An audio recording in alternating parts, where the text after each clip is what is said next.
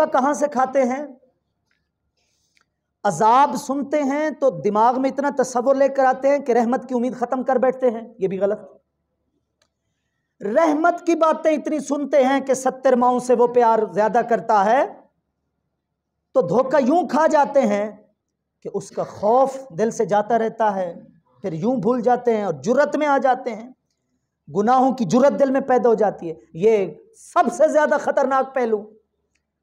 लेकिन कामिल मोमिन की निशानी यही है, वो दोनों सिरों को हाथों में पकड़े रखता है।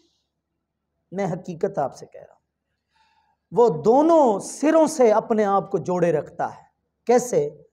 उसके दिल में शौक भी होता है रब का, उसके दिल में खौफ भी होता है रब का। अगर शौक ऐसा हुआ कि खौफ खत्म हो गया, शैतान के लिए आसान है उसको गुमराह करना। और अगर खौफ ऐसा हुआ कि शौक खत्म हो गया, तो यूं समझे शैतान ने गुमराह कर दिया है, जो रहमत से बेउम्मीद कर दिया है, जो उसने खास हुक्म दिया कि मेरी रहमत से मायूस नहीं होना, तुम जो मर्जी हो जाए आखिरी सांस तक मायूस नहीं होना। हजरत याकूब अलैहिस्सलाम, लोग कहते हैं ना सूरह यूसुफ सुनाए से, उसका किस्सा सुनाए, सबक ने हमने नहीं सीखना। सूरह यूसुफ क्यों आई है कुरान में? आखिरी आयत क्या है? आखिरी जहां सूरह यूसुफ खत्म हो रही, आखिरी आयत क्या है? लक़द कान फी क़ससिहिम इबरतुल लिउलिल अलबाब। यहां सूरत खत्म हो रही है इस आयत पर। अल्लाह ने फरमाया, ये जो किस्सा तुमने पढ़ा है ए कुरान पढ़ने वालों, ये जो किस्सा तुमने सुना है ए कुरान का सबसे हसीन किस्सा सुनने वालों, इस किस्से के अंदर उन लोगों के लिए इबरत है जिनके पास अक्ल है, जो उलुल अलबाब हैं। अक्ल वालों के लिए सूरह यूसुफ में इबरत है। हमें चस आती है किस्सा सुनने में, हम मौलवी साहब से फरमाइश करते हैं कि किस्सा यूसुफ सुनाए। खुदा फरमा रहा है जहां उसने किस्सा खत्म किया है कि अक्ल वालों के लिए इबरत है। इबरत क्या हासिल की?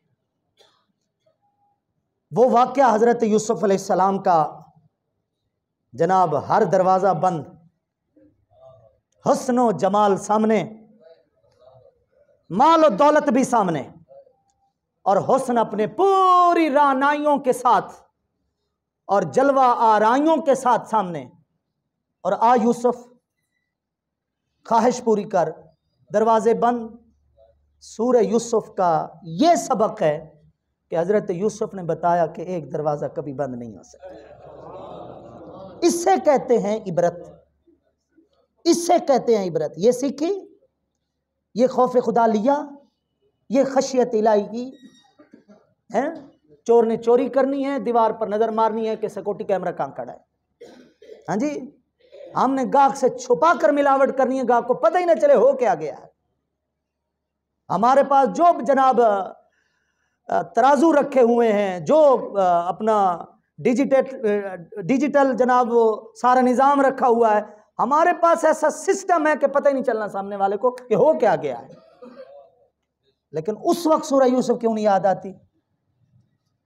और एक सबक सूरह यूसुफ का मैं समझता हूं सबसे बड़ा सबक, कहते रह गए हजरत यूसुफ अलैहिस्सलाम के भाई अपने बाप हजरत याकूब को, भूल जाइए, भूल जाइए वो बात जो बचपन की थी, जो भेड़िया खा गया था। अभी तक साल हा साल गुजर गए और अभी तक, और एक ही जवाब आता था एक नबी की बारगाह से, ला तयसू मिर रूहिल्लाह, अल्लाह की रहमत से मायूस नहीं हो। इन्नहु ला ययसु मिर रूहिल्लाहि इल्लल कौमुल काफिरून, वो तो काफिर हैं जो रहमत खुदाबंदी से मायूस होते हैं। मैं आज भी पर उम्मीद हूं कि मेरा रब यूसुफ से मुझे मिलाएगा। मिलाया या नहीं मिलाया? बात ये हो रही है, शौक इतना आ गया दिल में कि खौफ जाता रहा खुदा का, तब भी नुकसान, और खौफ इतना गालिब आ गया कि मायूसी आ गई और रहमत की उम्मीद खत्म हो गई, तब भी बहुत बड़ा नुकसान। कामयाबी कह रहा हूं दोनों सिरों से जुड़े रहने में है। दिल में खौफ खुदा भी है, दिल में शौक खुदा भी है। उससे डर भी लगता है, उससे मिलने को भी दिल करता है, उसके सामने जाने से भी डर लगता है, उसके बारगाह में खड़े होने से भी खौफ आता है, और दिल भी करता है कि वो जो हदीस है कि एक वक्त आएगा तुम रब को यूं देखोगे जैसे 14वीं का चांद देखते हो, दिल करता है वो लम्हे जल्दी आ जाए। एक आलिम गुजरे हैं, मैंने उनकी किताब में ये जुमला पढ़ा, उसने कहा अब इस दुनिया से जी भर चुका है, अब मरने को इसलिए दिल करता है, वो खबरें जो हुजूर ने बताई थी अब उन खबरों को आंखों से देखने को दिल करता है। अब दिल करता है कि रब की बारगाह में पे। ये शौक का आलम है। और खौफ का आलम क्या है? खौफ का आलम यह है कि वो हस्तियां जिन्हें जन्नत की बशारत दी गई, एक बार नहीं बारहा दी गई, लेकिन फिर भी वो कह रहे हैं कि अगर ऐलान हुआ कि सब जाएं जन्नत में और एक रुक जाए, डर लगता है कि कहीं वो मैं ना हूं जिसे रोक दिया गया है, जिसके लिए जन्नत का दरवाजा बंद कर दिया गया है, कहीं वो मैं ना हूं। ये खौफ है। ये क्या है? शौक था।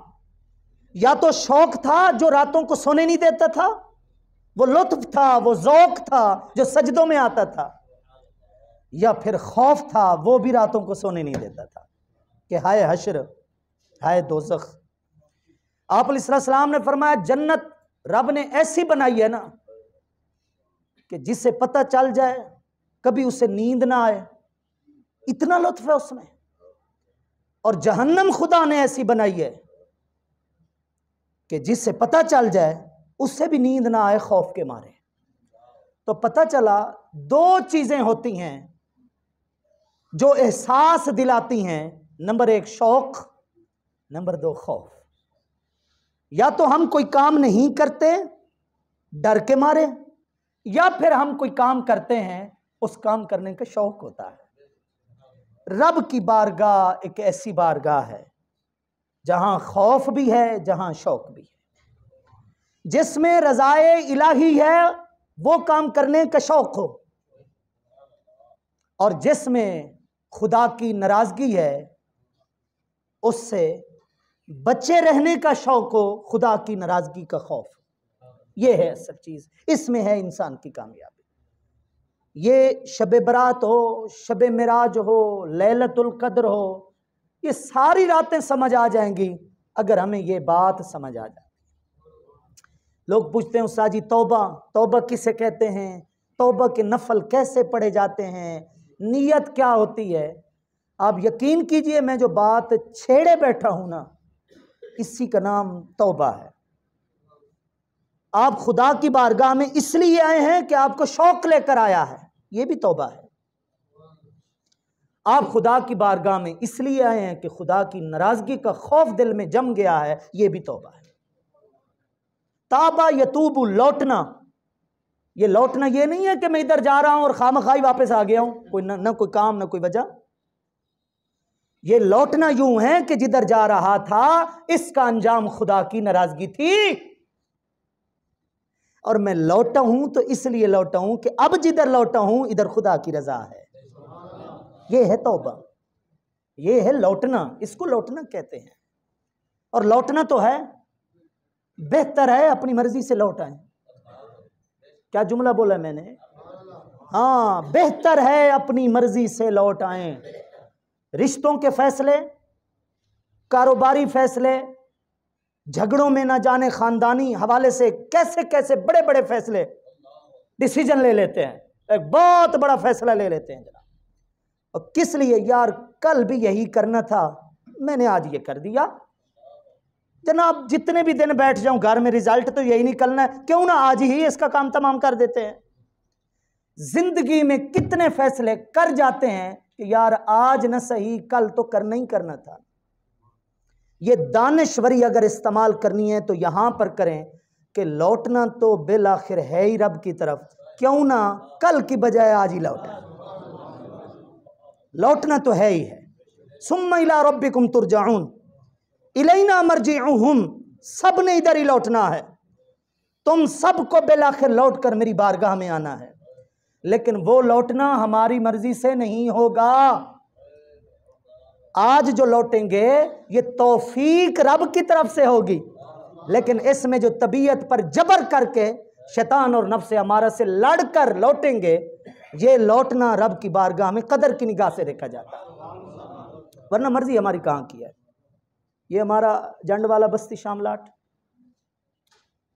हमारे एक जानने वाले यहाँ पर फौत हुए हैं, वो गालबन कतर में होते थे रोजगार के सिलसिले में। ज़रा बात मेरी गौर से सुनिए।